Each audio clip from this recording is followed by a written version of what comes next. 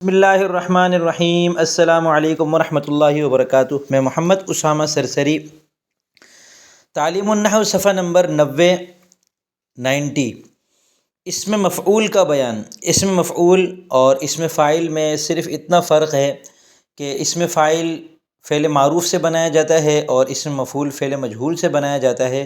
اسم فاعل کا ترجمہ ہوتا ہے کرنے والا، آنے والا، جانے والا، کھانے والا، اور اسم مفعول کا ترجمہ ہوتا ہے کھایا ہوا، پیا ہوا، دیا ہوا، لیا ہوا۔ اور اسم فاعل کا وزن ثلاثی مجرد سے ہے فاعل، جیسے ضارب، ناصر، عابد، سامع، فاتح۔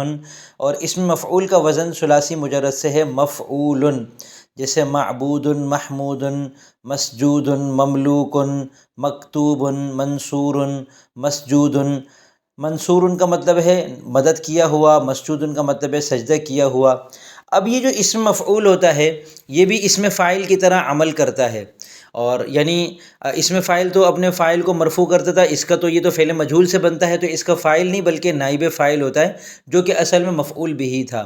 تو یہ نائب فاعل کو مرفوع کرتا ہے اور باقی جو منصوبات ہیں ان کو منصوب کرتا ہے۔ تو اسم مفعول کا عمل دراصل منصوبات میں ہے۔ منصوبات 8 ہیں، ان میں سے مفعول بھی کے علاوہ جتنے ہیں ان سب کو تو یہ منصوب کرتا ہے، اور مفعول بھی اس کا نائب فاعل ہونے کی وجہ سے مرفوع ہو جاتا ہے اور وہ اس کو رفع دے رہا ہوتا ہے، اور مفعول بھی جب نائب فاعل بنتا ہے تو پھر وہ مرفوعات میں سے ہو جاتا ہے۔ اب کتاب دیکھیں۔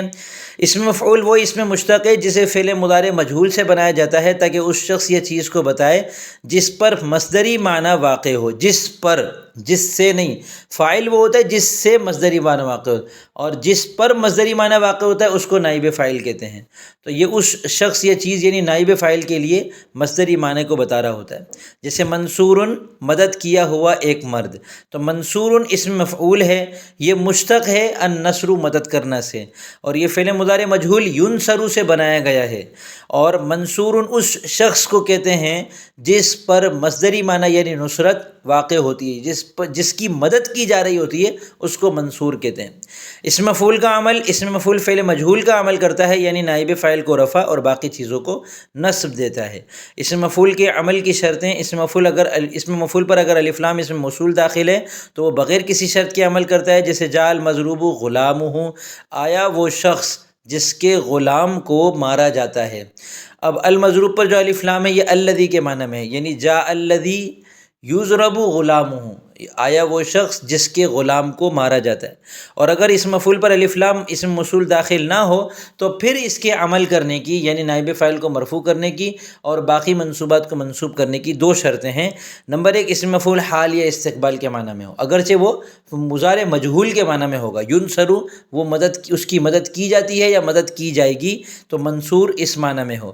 اور نمبر 2، اسم مفعول کا 5 چیزوں میں سے کسی ایک پر اعتماد ہو، یعنی اسم مفعول ان 5 میں سے کسی ایک کے بعد واقع۔ یہ 5 وہی ہیں جو ہم اسم فاعل میں بھی پڑھ چکے ہیں، اسم مبالغہ میں بھی پڑھ چکے ہیں۔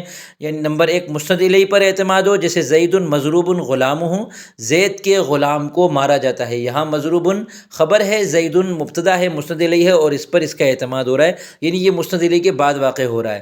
اور ان زیدا مضروب غلامہ، بے شک زید کے غلام کو مارا جاتا ہے۔ یہاں بھی زیدن جو ہے ان کا اسم ہے لیکن یہ ہے مستند الیہ۔ نمبر 2، موصوف پر، جیسے جاء رجل مضروب غلامہ، آیا وہ شخص، ایسا شخص آیا جس کے غلام کو مارا جاتا ہے۔ اب یہاں پر مضروب کا اعتماد ہو رہا ہے رجل موصوف پر۔ ذوالحال پر اعتماد ہو، جیسے جاء زید مضروبا غلامہ، زید آیا اس حال میں کہ اس کے غلام کو مارا جاتا ہے۔ زید ذوالحال ہے، مضروبا اسم مفعول ہے، اس کا حال ہے۔ نفی پر اعتماد ہو، جیسے ما مضروب غلام زید، زید کے غلام کو نہیں مارا جاتا۔ اور استفہام پر اس کا اعتماد، جیسے امضروب غلام زید، کیا زید کے غلام کو مارا جاتا ہے۔